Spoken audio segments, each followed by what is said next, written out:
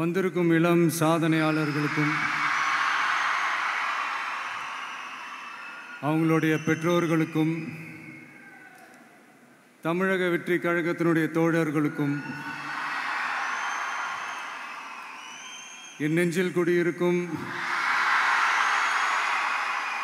நண்பா நண்பிகள் உங்கள் அனைவருக்கும் மீண்டும் என்னுடைய பணிவான வணக்கங்கள்.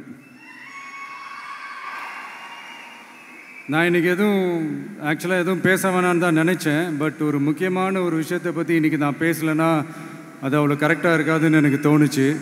அதான் அது என்னவா இருக்குன்றது நீங்களே கெஸ் பண்ணியிருப்பீங்க. எஸ், நீட்டை பற்றி தான்.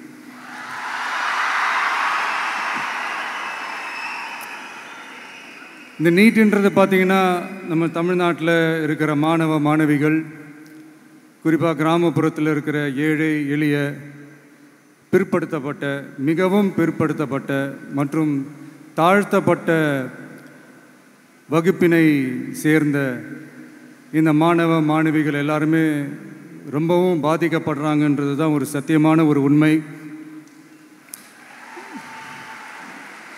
இந்த நீட்டை பற்றி ஒரு பிரச்சனையாக நான் பார்க்குறது என்னென்னா, ஒன்று இந்த நீட் இந்த மாநில உரிமைகளுக்கு எதிரானதாக இருக்குது. நீங்கள் 1975க்கு முன்னாலே பார்த்தீங்கன்னா இந்த கல்வி மாநில பட்டியலில் தான் இருந்துச்சு. உங்கள் எல்லாருக்குமே தெரிஞ்ச ஒரு விஷயந்தான். அதுக்கப்புறமா தான் அது ஒன்றிய அரசு வந்ததுக்கப்புறம் அது பொது பட்டியலில் அது சேர்த்தாங்க. எனக்கு தெரிஞ்சு அதுதான் ஒரு முதல் பிரச்சனையாக ஒன்று ஸ்டார்ட் ஆச்சு. ரெண்டாவது பார்த்திங்கன்னா, ஒரே நாடு, ஒரே பாடத்திட்டங்கள், ஒரே தேர்வு. இது பேசிக்காகவே அந்த கல்வி கற்கும் அந்த நோக்கத்திற்கே ஒரு எதிரான ஒரு விஷயமாக நான் அதை பார்க்குறேன். ஒவ்வொரு மாநிலத்துக்கு ஏற்ற மாதிரி அந்த பாடத்திட்டங்கள் இருக்கணும். இது நான் மாநில உரிமைகளுக்காக மட்டுமே இதை நான் கேட்கல. நீங்கள் பார்த்தீங்கன்னா அந்த கல்வி முறையில் பல்வேறு கண்ணோட்டங்கள், பல்வேறு பார்வைகள், டிஃப்ரெண்ட் பர்ஸ்பெக்டிவ்ஸ்னு ஒன்று சொல்லுவாங்க இல்லையா, அப்படி அதுக்கு ஒரு முக்கியத்துவம் கொடுக்குற ஒரு விஷயமாக அது இருக்கணுன்றது தான் என்னுடைய பார்வை.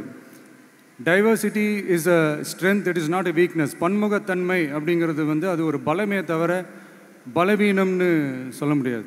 இதில் இன்னொரு முக்கியமான ஒரு விஷயம் என்னென்னா, மாநில மொழியில் படிச்சுட்டு, ஸ்டேட் சிலபஸில் படிச்சுட்டு, NCERT சிலபஸில் தேர்வு வச்சா அது எப்படிங்க? அதுவும் கிராமப்புறத்தில் இருக்கிற மாணவ மாணவிகள், அதுவும் அவங்களுடைய மருத்துவ படிப்புக்கு கொஞ்சம் யோசிச்சு பாருங்கள், இது எவ்வளோ ஒரு கடினமான ஒரு விஷயம்னு. மூணாவது நான் பார்க்குற ஒரு பிரச்சனை என்னென்னா, போன மே மாதம் 5ஆம் தேதி அந்த நீட் எக்ஸாம்லாம் நடந்துச்சு. அதில் சில குளறுபடிகள்லாம் நடந்ததாக நம்ம நிறைய அந்த செய்திகள்லாம் பார்த்தோம், படித்தோம் இல்லையா.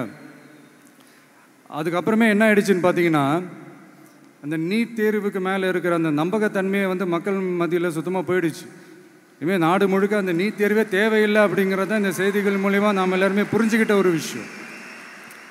சரி, இதுக்கு என்ன தான் தீர்வு அப்படின்னா, நீட்டு விலக்கு தான் இதுக்கு உடனடி தீர்வு.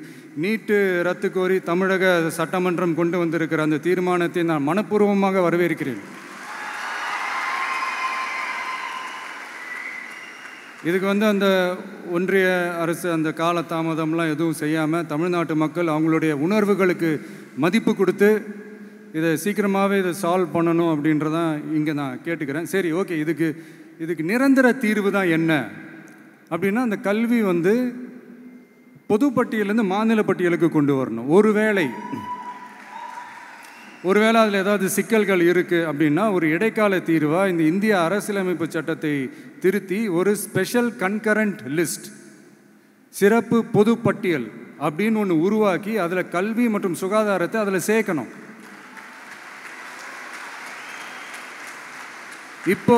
இப்போ இருக்கிற அந்த பொது பட்டியல் என்ன ஒரு பிரச்சனை அப்படின்னா, நீங்கள் அந்த துறைகள்லாம் பார்த்தீங்கன்னா மாநில அரசுகளுக்கு என்னதான் அதில் அதிகாரம் இருந்தாலும் அது முழுக்க ஒன்றிய அரசினுடைய கட்டுப்பாட்டில் தான் இருக்குது. அதனால் மாநில அரசுகளுக்கு அந்த முழு சுதந்திரத்தை அது தரப்பட வேண்டும் அப்படின்றதான் இங்கே என்னுடைய தாழ்மையான ஒரு வேண்டுகோள். ஒன்றிய அரசு அவங்களுடைய கட்டுப்பாட்டில் இருக்கிற ஒரு சில இந்த மெடிக்கல் காலேஜஸ்லாம் இருக்குல்ல, எய்ம்ஸ், ஜிப்மர், பிஜிஐ இந்த மாதிரி நிறுவனங்களுக்கு வேணால் அவங்க வந்து அந்த நீட் எக்ஸாம் நடத்தணுன்னா நடத்திக்கலாம். பட் இங்கே வந்து அந்த பிரச்சனை என்னென்னா, இது வந்து என்னுடைய ஒரு சஜஷன் தாங்க. இது நடக்குமா, உடனே நடக்காதுன்னு எனக்கு தெரியும். அப்படியே நடந்தாலும் அதை நடக்க விட மாட்டாங்கன்னு எனக்கு தெரியும். ஸோ அதனால் இந்த சந்தர்ப்பத்தில் என்னுடைய சஜஷனை வந்து உங்ககிட்ட அதை நான் பகிர்ந்துக்கணுன்னு ஆசைப்பட்டேன். இதுதான் என்னுடைய தனிப்பட்ட ஒரு கருத்து நீட்டை பற்றி. ஸோ மற்றபடி வேறு ஒன்றும் இல்லை. வந்திருக்கிற என்னுடைய friends, learning is fun, education is celebration. ஜாலியாக படிங்க, ஸ்ட்ரெஸ் எல்லாம் எடுத்துக்காதீங்க. இந்த உலகம் ரொம்ப பெருசு, ரொம்ப ரொம்ப பெருசு. ஆப்பர்ச்சுனிட்டிஸ் அவ்வளோ இருக்குது, அவ்வளோ கொட்டி கிடக்கு. அதனால் ஏதாவது 1-2 மிஸ் பண்ணாலும் எதுவும் ஃபீல் பண்ணிடாதீங்க. அப்படின்னா கடவுள் வந்து இன்னொரு பெரிய ஆப்பர்ச்சுனிட்டி உங்களுக்காக வச்சுட்டு காத்துக்கிட்டு இருக்கிறாருன்னு அர்த்தம். அது என்னன்னு தேடி கண்டுபிடிங்க.